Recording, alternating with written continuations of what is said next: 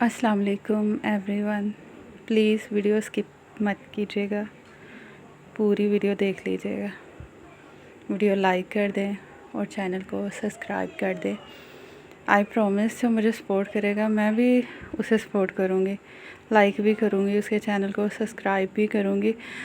मेरी रिक्वेस्ट है आप लोगों से कि जो लड़कियाँ घर में रह के घर की चार दीवारी के अंदर इज़्ज़त के साथ कुछ बनना चाहती हैं, अपने पाँव पे खड़ा होना चाहती हैं, उनको सपोर्ट किया करें, उनका भी साथ दिया करें।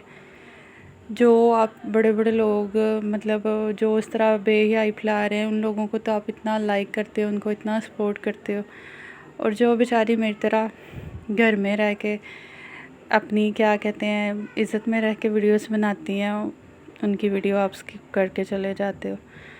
तो ना कोई लाइक क्या आ जाता है आप लोगों का अगर लाइक कर दोगे।